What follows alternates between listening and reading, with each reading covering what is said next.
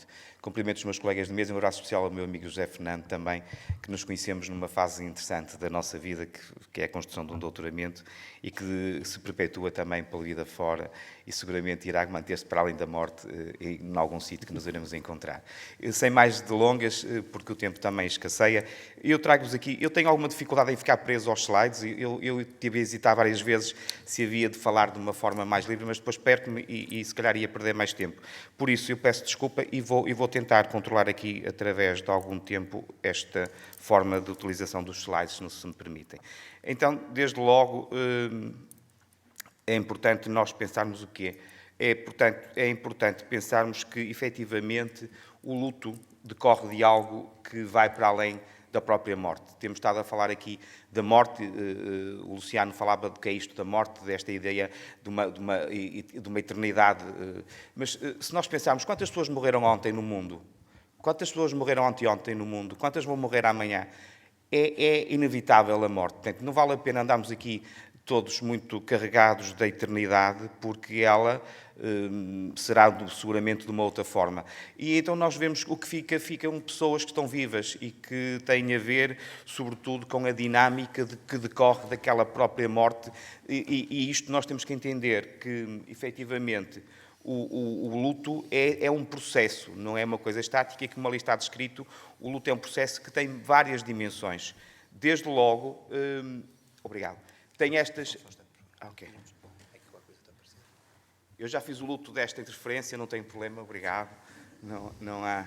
É um processo, né, que eu vou ter que tirar. É a fatura que já aproveito. Eu não tenho nada a ver com as finanças, mas venho aqui fazer umas horinhas extras. Quem não validou as faturas até o dia 25, por favor, não se esqueça de validar, que o Sr. Ministro das Finanças agradece. E também concorrem à fatura da sorte, portanto, também eu tenho outra sorte. Né? Portanto, aqui temos várias coisas. Né? Obrigado. Isto não estava previsto, mas nem foi encomendado. mas o que eu gostaria também que isto funcionasse, mas seguramente irá funcionar. Okay. Eu estava a falar então em relação a isto do luto, o que é. O luto é um processo e temos que entender isto numa dimensão dinâmica e desde logo é um processo que atinge-nos a todos, não só na sua dimensão mais física, não só na sua dimensão mais psicológica, social ou espiritual, mas também tem a ver muito com aquilo que é a nossa dimensão mais existencial. E temos que também nos centrar naquilo que tem a ver com algo que muitas das vezes decorre daquilo que são as perdas. E as perdas podem ser, de facto, perdas reais, e nós estamos aqui a falar das perdas efetivas por morte, mas podem ser umas perdas simbólicas. Podem ter a ver, nomeadamente, nas alturas de desemprego, na ascensão da vida, da carreira de cada um de nós, de perspectivas que possamos ter na nossa vida e que daí, muitas das vezes, temos que, perante a perda, a não concretização, temos que fazer também este processo de luto. Depois tem aqui outra dimensão que se falava nesta dimensão mais de situação comum. Quem é que daqui que ainda não perdeu alguém na vida? Provavelmente muito poucas pessoas que não terão perdido alguém na vida, e falo de vida mesmo de morte. Mas depois, como é que é essa vivência? A vivência é única. E é aqui que nós temos que ter em atenção, porque muitas das vezes padroniza-se determinados tipos de intervenção decorrente da morte, nomeadamente de um filho, de um pai, de uma mãe, de um cônjuge, e aqui temos que, mais do que aquilo que é comum, é aquilo que é o individual de cada um de nós. O que é que decorre dessa dimensão única da perda de alguém que é querido para nós. E depois temos de ter outra dimensão que a própria perda por morte de alguém transforma-nos a vida. Nós não, e muito daquilo que nós vemos com os doentes e das pessoas que depois ficam em luto é muitas das vezes, esta questão, esta vontade de quererem voltar como se nada tivesse acontecido. E muitas das vezes as próprias pessoas, de uma forma bondosa, mas de uma forma errada, quase que obrigam as pessoas a tentarem esquecer o próprio acontecimento. E, naturalmente, nenhum de nós quer esquecer de pessoas importantes das nossas vidas. Então entramos aqui muitas das vezes em conflito. Daí que, naturalmente, e isto tem que ser dito às pessoas, a sua vida depois da morte de alguém significativo para si fica seguramente diferente. E fica diferente, não fica nem pior, nem fica melhor, fica diferente. Fica noutra trajetória e tem que reaprender a viver sem essa pessoa. Portanto, é reaprender um novo caminho, é reaprender a reorganizar, por exemplo, objetivos de vida. Então, daí eu falar de luto apropriado e não falar de luto normal, Há algumas características que este autor, que fala em luto normal, e daí eu ter trazido o nome de normal, nos coloca, que tem a ver com estas características, sejam elas mais emocionais, sejam elas mais físicas, sejam elas mais cognitivas do nosso pensamento, sejam até mais comportamentais. E desde logo há aqui algumas que eu gostaria só de focar de uma forma breve, para não roubar muito tempo, que têm a ver com esta sensação, muitas das vezes, de presença que as pessoas têm. É muito recorrente as pessoas em luto dizerem assim, eu estou a ficar doido ou doida, porque eu parece-me que sinto quem não tem junto a mim. Eu parece que cheiro, e a dimensão do olfato é algo que é muito importante nas nossas vidas, porque muitas das vezes nós sentimos o cheiro, mas não conseguimos dar a tonalidade, nem definir por palavras o que é esse cheiro. Por exemplo, o cheiro da sardinha assada, o que é? Alguém consegue definir? Leva-nos para memórias onde os comemos, ou se não gostamos, ou do fedor que vem da sardinha assada de quem as assa. Leva-nos para coisas concretas. E muitas das vezes é isto que os doentes relatam. Mais do que a descrição que eles não conseguem ter, é a imagem que daí decorre. Então, muitas das vezes, o nosso papel é exatamente este, é normalizar e validar situações que as pessoas trazem. Percebendo exatamente como é que elas interferem na vida das pessoas, muito daquilo que nós fazemos é normalizar os sintomas. Porquê? Porque é impossível que alguém ame alguém, que esse alguém morra e que a pessoa não sofra. Não é? E aqui, muitas das vezes, e isto tem que ficar logo muito bem esclarecido numa primeira consulta com as pessoas, que é, nós não vamos retirar o sofrimento à pessoa devido à morte. Nós não fazemos isso. A pessoa tem que entrar naquilo que é um processo, e é um processo que muitas das vezes nem é um processo de aceitação, é um processo de integração. Porque eu não posso estar num processo de aceito ou não aceito a morte do meu familiar. Não é uma questão de aceitação. Se eu não aceito, o que é que acontece? O doente, a pessoa não morreu. Portanto, não é uma questão de aceitação. Aqui não há dois caminhos. Há um caminho único, que é eu integrar em mim esta perda. E nós temos que ajudar as pessoas a perceberem que, efetivamente, não há hipótese. Eu não posso criar um mundo que não existiu, porque se eu crio um mundo que não existiu, tenho que fazer o luto também desse mundo que não existe. Se eu digo que, por exemplo, só morrem os bons, os maus não morrem, esse mundo não existe. Mas neste momento que eu estou a ter nesta vivência, naturalmente parece-me que é isso que está a acontecer. Então nós aqui temos que normalizar muito e validar estas queixas que as pessoas têm, estes sintomas. Porquê? Porque Alport dizia-nos já há alguns anos atrás que cada homem é como todos os outros homens, que cada homem é como alguns outros homens e que cada homem é como nenhum outro homem. E vou fazer aqui também mais um bocadinho de humor sério, porque Alport escreveu isto em 1957. Se fosse hoje, teria que pôr assim: cada homem e cada mulher é como todos os homens e todas as outras mulheres. Teríamos umas frases mais longas, mas, de facto, aqui, quando eu falo de homem, falo de todos nós, seres humanos, e que fique bem esclarecido. O que nós temos aqui são pessoas que, carregadas de sentimentos, feridas pela perda, fogem e tentam encontrar aqui um caminho que melhor possam lidar com isso. Então, o que é que nós vemos? Vemos também que esta história da evolução mais conceitual do processo de luto tem tido vários autores, desde o Freud, no seu início mais precoce, até o modelo de Borden, mais recente, em que fala do modelo das tarefas, enquanto que nós, em Freud, víamos que, e daí ele falava numa dimensão que hoje nós percebemos que não faz sentido, que tem a ver com o processo da desvinculação. Ou seja, o Freud dizia que, e infelizmente ainda hoje há alguém ligado à saúde mental que define isso dessa forma, que diz que o luto aparece em toda a gente, todas as pessoas têm um processo de luto, ou naturalmente percorrem esse processo e não têm problemas, ou se adoecem, têm uma depressão e medicam-se a depressão e está resolvido. Coisa mais equivocada que acontece. O Freud dizia que era importante haver a desvinculação da pessoa para restabelecer um estado pré-mórbido, ou seja, antes da doença, para poder continuar. Bowlby vem a seguir dizer outra coisa totalmente diferente, que é necessária a vinculação, mas numa vinculação noutro sentido. E, de facto, o Luciano falava disto, a maior prova de amor é eu continuar a amar quem não tenho. Isto é o processo de luto mais, no fundo, na sua conclusão, é continuar a amar quem eu não tenho. Porque eu amar quem tenho, amar quem toco, torna-se muito mais fácil. Mas eu continuar a amar quem não tenho e a viver a vida que tenho é muito mais complexo. E esta é, sem dúvida, algo daquilo que nós, na ressignificação do significado da perda, queremos trazer quando falamos, por exemplo, das tarefas de Borden. Então, todos nós estudamos isto e pensamos isto e queremos é que as pessoas encontrem aqui um caminho que as leve a continuarem vivas e a viverem a vida.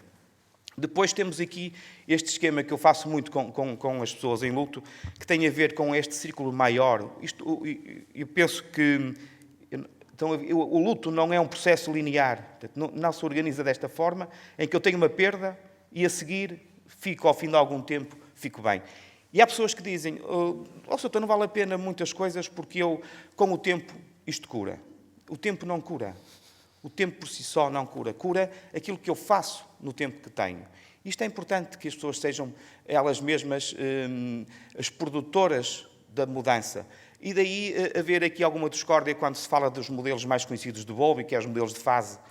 E os modelos de fase hoje não fazem sentido serem abordados nem serem utilizados nesta reconstrução destas pessoas, porque quem tem filhos adolescentes sabe que quando eles fazem as expectativas mais interessantes da vida deles, que é a fase da adolescência, nós dizemos, isso é uma fase, isso passa-lhe. Ou seja, não vale a pena fazer nada, porque isso passa-lhe.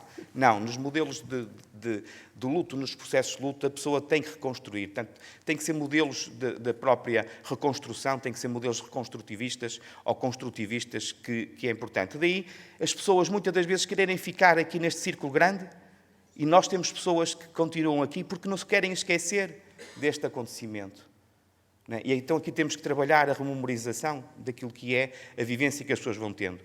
Por outro lado, o que nós vemos é que isto é um processo duplo. Porquê?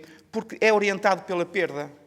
As pessoas têm que resolver problemas que estão atrás da própria morte daquela pessoa. Têm as partilhas, têm que ir às finanças, têm que ir ao banco, têm que mudar os cartões de cidadão, têm essas coisas todas mais burocráticas, que é orientada nestas dimensões e que faz ativar sempre o processo de luto, mas depois têm que continuar para a frente. E nós temos que deslocar as pessoas desta condição para esta, com mais evidência. Portanto, este círculo aqui vai ter que ficar cada vez mais pequeno no caminho que a pessoa vai fazendo neste processo de luto. Então, de uma forma muito rápida, este senhor Borden, que é alguém que pensa de uma forma interessante, na minha perspectiva e de outros colegas, estes modelos da intervenção no luto. E, desde logo, temos aqui 4 grandes tarefas em que nós devemos trabalhar as pessoas em luto. Ele fala aqui na aceitação da realidade da perda, porque se eu não aceito a realidade da perda, eu não entro neste processo de luto. Eu vou empurrando para a frente aquilo que é uma coisa que foi inevitável, foi a perda. Eu falo mais da integração da realidade da perda do que a aceitação. Depois há aqui uma outra tarefa, que é o processar o sofrimento da perda, e nós vamos ver mais à frente com alguma especificidade maior. Depois adaptar-se a um mundo sem a pessoa. Eu tenho que viver sem aquela pessoa, porque aquela pessoa efetivamente não está. E depois encontrar uma ligação duradoura com a pessoa perdida, ou seja, manter um vínculo, mas é um vínculo diferente. Não é um vínculo da própria presença. Porque o que faz doer às pessoas não é o coração que dói. O coração fica magoado. Mas no imaginário nós podemos ter a pessoa. Para muitas pessoas, como me dizia uma pequenina de 11 anos, quando lhe perguntava como é que ficava o coração de uma joaninha com 11 anos quando perdeu o pai, ela dizia-me, o meu coração fica igual, porque eu sempre gostei do meu pai e vou continuar a gostar. O que me dói é o meu corpo, porque eu não posso pôr as mãos agarrar o meu pai. É o corpo que dói. Isto, muitas das vezes, é que é a dificuldade, porque o amor é eterno. E isso deve ser mantido. Então, eu trago-vos aqui alguns excertos do livro fantástico de José Luís Peixoto, que é o Morreste-me, para elucidar aqui algumas destas tarefas, destas 4 tarefas. Aceitar a realidade da perda. Compreensão de que a perda é irreversível e é inalterável. Portanto, eu não posso querer que não tivesse acontecido. Eu posso querer, mas não adianta nada. Aqui temos que ajudar as pessoas, efetivamente, neste caminho da realidade. A pessoa morreu. E aqui temos que ser objetivos com as palavras. Temos que falar que a pessoa morreu, não que a pessoa foi fazer uma viagem ou partiu. Porque, efetivamente, a pessoa não foi viajar, a pessoa foi objeto daquilo que é a terminalidade da sua vida terrena, a pessoa morreu. E temos que dar os nomes corretos a estes acontecimentos, porque senão, se partiu, pode-nos criar a ilusão que um dia vai voltar. Isto, nos processos de luto, não ajuda a esta integração plena da própria morte. Depois, Muito daquilo que nós fazemos nesta segunda tarefa é ajudar as pessoas, ou possibilitar que as pessoas, por exemplo, se expressem nas suas emoções e nos seus sentimentos. Muitas das vezes é na própria consulta o único espaço que as pessoas têm para chorar. Porquê? Porque ou têm filhos pequenos e não querem chorar junto deles, ou porque os seus filhos mais velhos não deixam chorar, né? E depois as pessoas dizem: Dr. Eduardo, por favor, diga aos meus filhos que eu só fiquei viúva, que não fiquei demente, nem deixei de ter vontade. Porque eles agora acham que eu não tenho vontade para nada. Um leva-me para um lado, outro diz que eu vou comer à outra filha, outro... e eu deixo de ter aqui capacidade. E então chorar nem sequer isso é possível. Porque temos de ser todos muito fortes, e o choro parece que é algo impossível. O choro também e eu utilizo muitas vezes esta metáfora com as pessoas quando nos dizem, por exemplo, que foram ao médico, que o médico lhe deu uma coisa que é um secador de lágrimas, que são os antidepressivos, que são utilizados e devem ser utilizados sempre que necessários, quando as pessoas estão deprimidas, mas devem ser evitados quando as pessoas estão num processo de luto adequado. E daí, muitas das vezes, os secadores de lágrimas fazem mal porque as pessoas ficam muito inchadas e ficam com edemas interiores. E eu digo às pessoas: pois, mas sabe, o amor tem várias formas. Uma delas é líquida e sai pelos olhos. O que está a fazer é evitar que o amor seja expresso desta maneira. E, portanto, nós temos que ajudar a entender que as pessoas também, as emoções positivas, chamadas positivas ou chamadas negativas, elas existem de uma forma e de outra.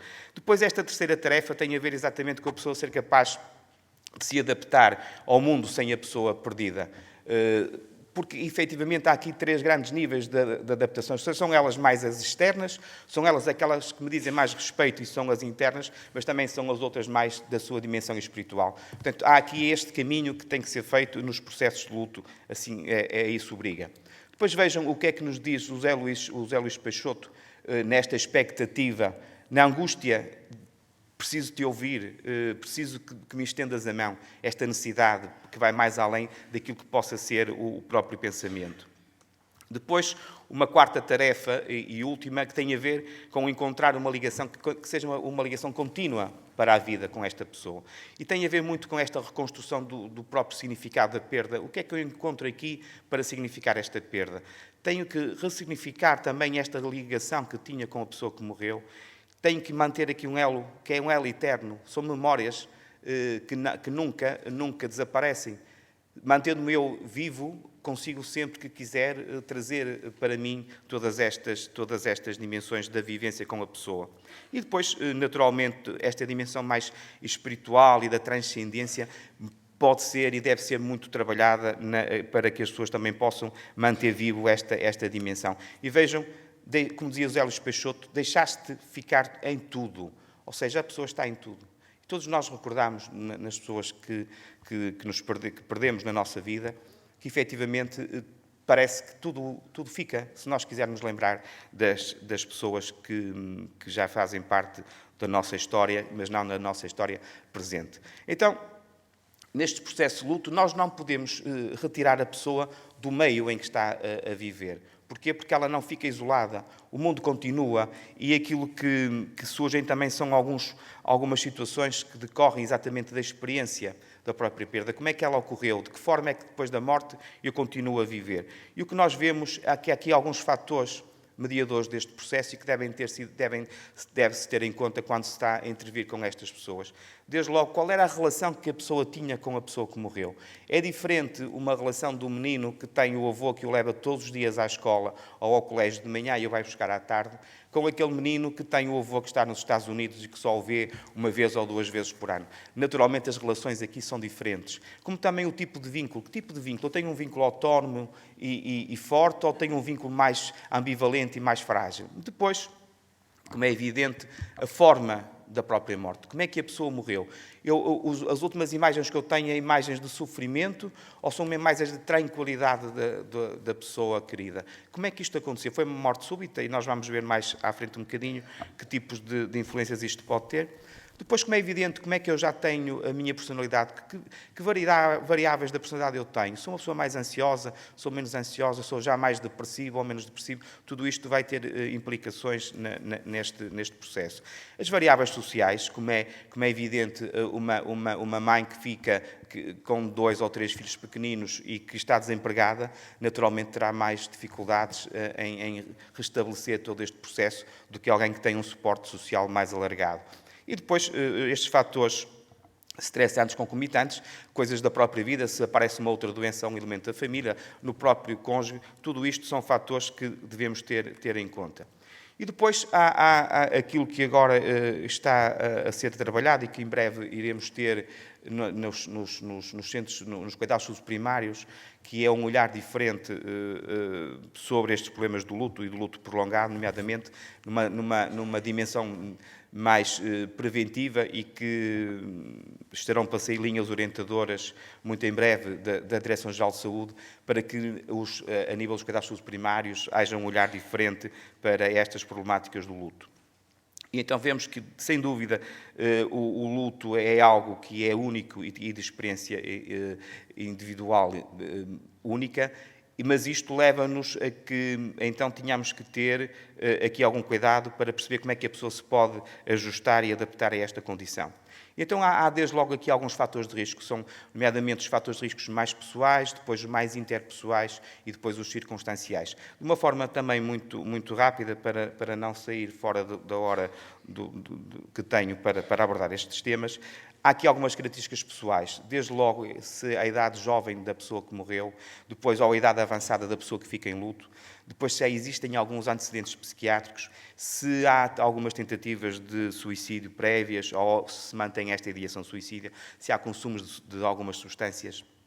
Depois, se há, e isto acontece muitas das vezes, lutos anteriores mal resolvidos, muitas das vezes as pessoas acumulam lutos que foram adiados, que foram prolongados e há uma sobreposição de perdas que a pessoa não consegue resolver. Depois, muitas das vezes, esta persistência da própria negação, não é possível, eu não aceito, e isto vai também aqui, muitas das vezes, levar a que surjam situações de risco. E depois há, sobretudo aqui, 2 fatores que são muito importantes. Tem a ver um com a raiva e outro com a culpa. Muitas das vezes a culpabilidade está muito presente nestas pessoas. Os processos de luto, muito do trabalho que se faz é na dimensão da culpa e da raiva.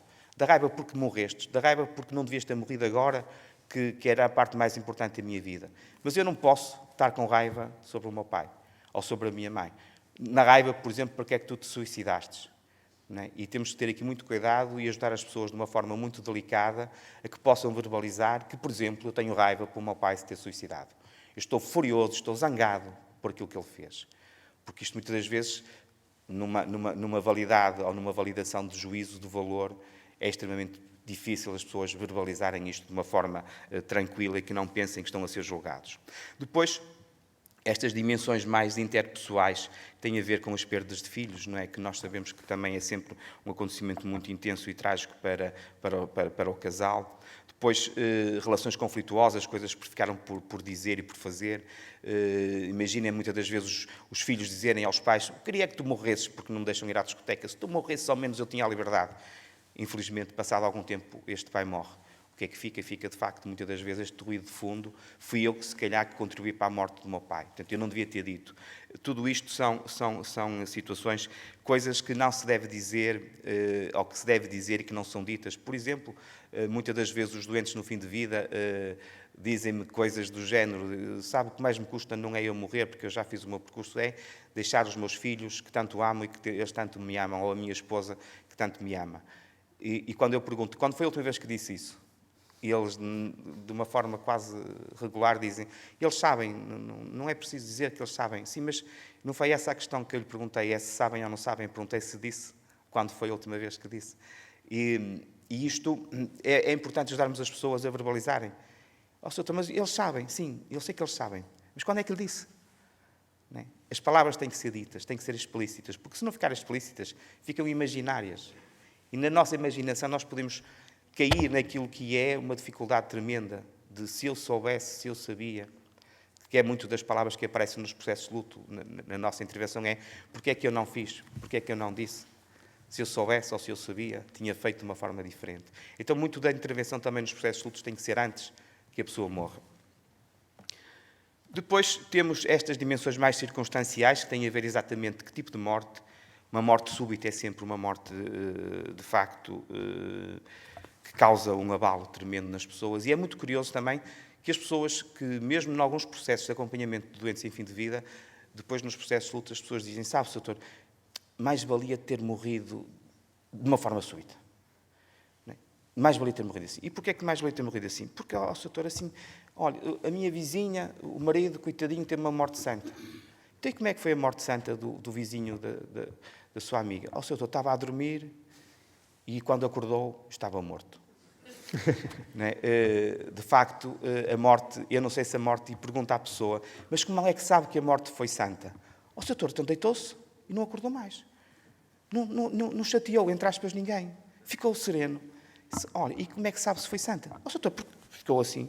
Mas olha, e se o doente queria chamar alguém e não conseguia? E se o doente teve dores e não conseguia verbalizar isso? Teria sido santa?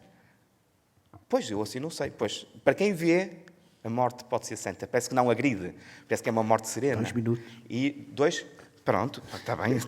2 minutos antes que morra. Pronto. Ok, vamos avançar. Pronto, ok.